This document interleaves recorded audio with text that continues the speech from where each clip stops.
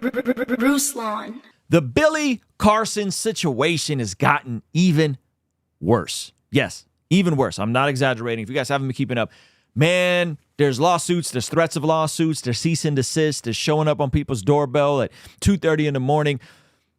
This is just a crazy, I've never seen a situation like this. Now, Yikes.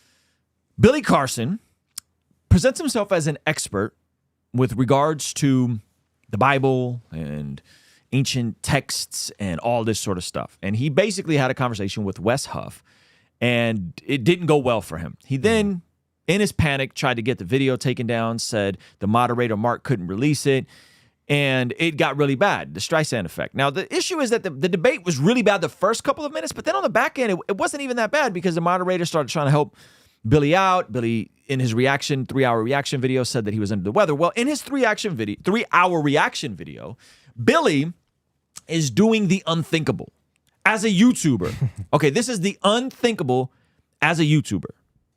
Okay? Now, we all want to moderate our communities online.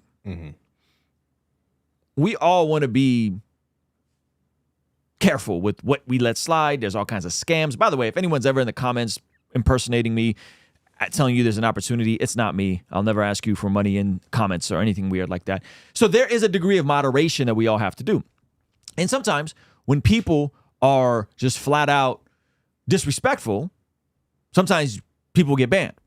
Now, YouTube's ban feature is very interesting because what it does is you can ban someone, and unlike Instagram or X where they know they're banned, on YouTube, you don't know that you're banned. Right? And so when you're banning someone, sometimes YouTube auto-flag stuff, sometimes we ban people. Generally, we don't, but if someone's just being rude or disrespectful or trolling, we'll ban them.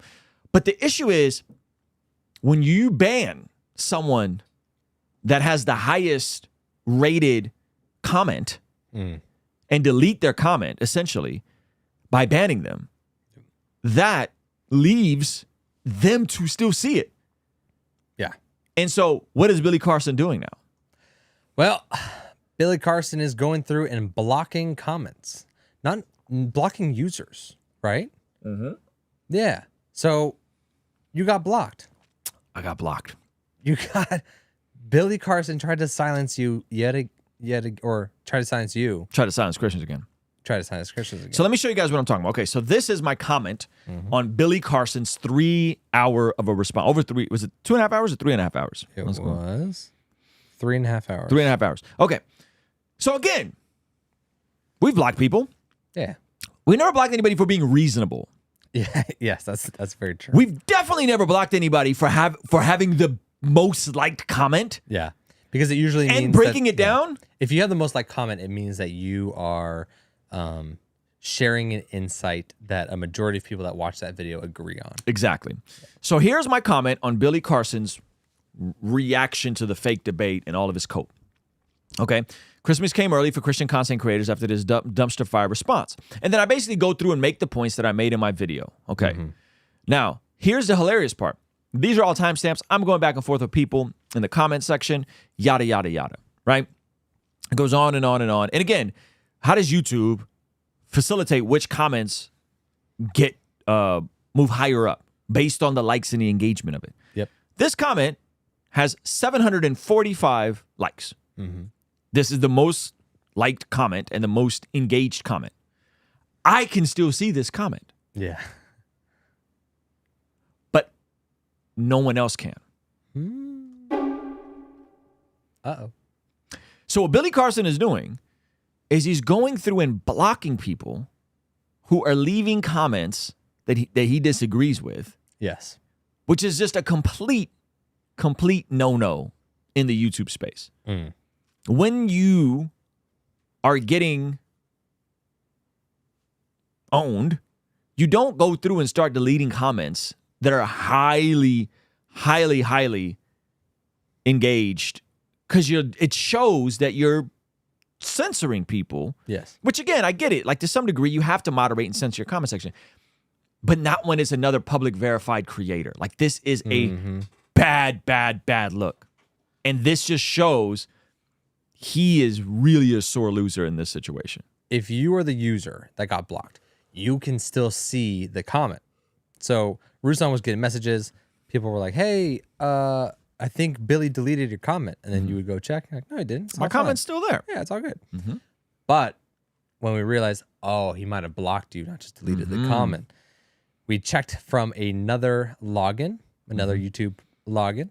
And if you go there, so with a block, you can still see the comment. Right. You can comment on his future videos. He's just, no one's ever going to see it. So you comment in obscurity. I'm in the ether. You are ethered forever. Forever. Yeah, unless he was to manually go in and take you out. He would have to go to my profile and unhide me, basically. Yes. So how do we know this? So this is the video. Okay, so I'm logged in on my account, and we go down here, and we still see it from my perspective as the most liked comment. You go here, and all of a sudden, the comment underneath mine is the one is the most liked. Was that the other one? Is that the one you have right there? Is logged in a different? So user. you see? Yep. So that is right there. Xerox349. Shout out to Xerox349. And he made the same argument I made, which is you claim the Codex Sinaiticus didn't have the crucifixion. It does. And what you're showing here is a difference on the resurrection, not the crucifixion. One of the same comments I made, except what I did is actually added timestamps for every single point he made. Yeah. Here, my comment's not here. It's gone. So you claim this. So 618, 644. We know I'm blocked and banned from his comment section. 645 comments that I can still see because it doesn't pop up anymore, which is amazing. Billy ethered me. Yeah. Billy ethered me. He got me out of here, ladies and gentlemen, to go into the abyss of nothing land on YouTube. Some people are asking if they should just copy and paste my comment. Please don't do that. He'll say you're harassing him. I guess this knowledge really is forbidden. He quoted Kendrick, but he's acting like Drake.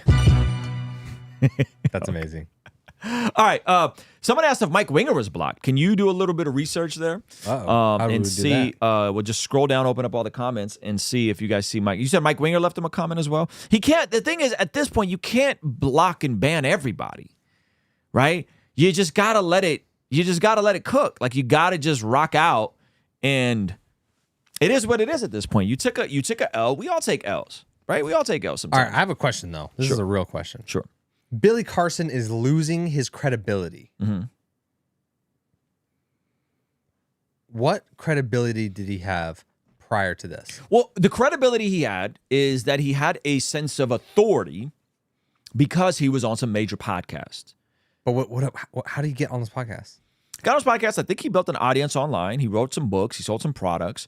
And probably through a combination of networking and building relationships, he got to be on the Joe Rogan podcast. And then once you get on one podcast and it goes and it does numbers, oftentimes other people will start reaching out to you.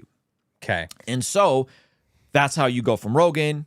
And then from Rogan, now you're on Flagrant. From Flagrant, now you're on PBD podcast. I'm not saying that's the order they were released in. I don't know if that's the order they were released in.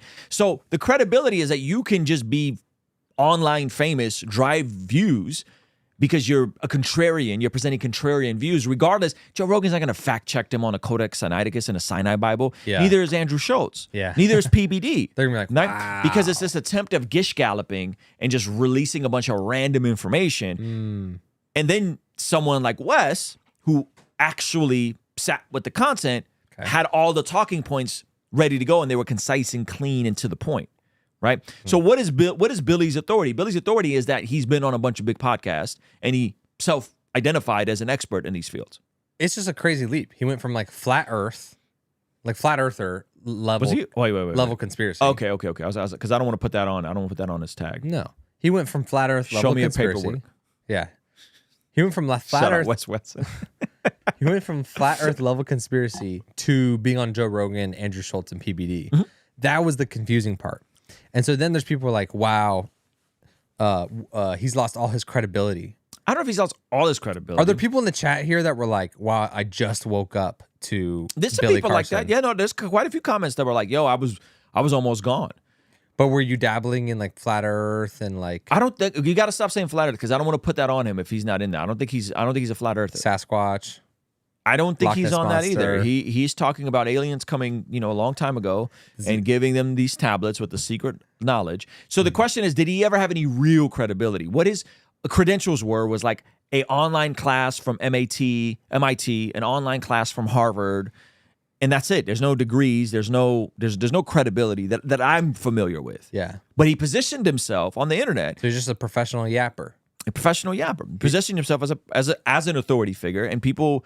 Who's going to go and check and see if he really has a degree from MIT or just a certificate? Who's really going to go? No one's really fact checking this stuff. They're seeing someone that could generate value in views. There's a fallacy that is, if something is big, therefore it's bad, right? If something is big, therefore it's lower tier.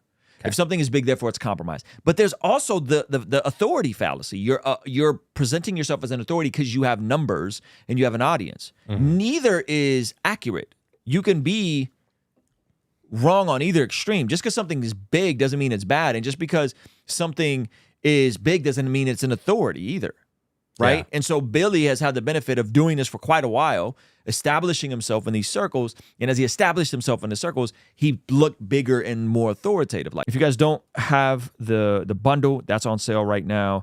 The 60-day devotional is on sale right now. All right, guys, I love you guys. I appreciate you guys. Thank you so much for hanging out with me. We will be back tomorrow. We got some special guests coming in this week. 3 guests. Getting really excited. I want to make sure we get them done before we jump all the way out the window. So we got 3 guests coming out. If you don't have your tickets to the Bless God Summit, come hang out with us in person, March 27th, 28th, 29th in Southern California. Nick D is going to be there. I will be there. Dr. Sean McDowell. It's going to be an amazing event. We got Preston Perry, Lila Rose, Alan and Jen Parr, my pastor. It's going to be super dope. So here's a little promo for that, and we will be back tomorrow. All right? Love you guys. Peace. For far too long, the bar for Christians has been set low. More Christians are skipping church, watching online, too busy for group, and not serving in their local church communities. They go about their lives not feeling connected to Jesus, and in turn, their salvation goes unnoticed by their unsaved peers. They've become indistinguishable from the world around them. We need to shift from asking, what is the bare minimum I can do for Christ, and start asking, what would it look like to live a life entirely devoted to Him? 1 Peter chapter 2, verse 12 describes a life that seems to have been forgotten. Live such good lives among the pagans that though they accuse you of doing wrong, they may see your good deeds and glorify God on the day He visits us. So join me and my favorite pastors, podcasters, and performers March 27th through 29th at the Bless God Summit in Southern California, and discover your personal ministry, calling, and purpose when living in complete devotion to Jesus.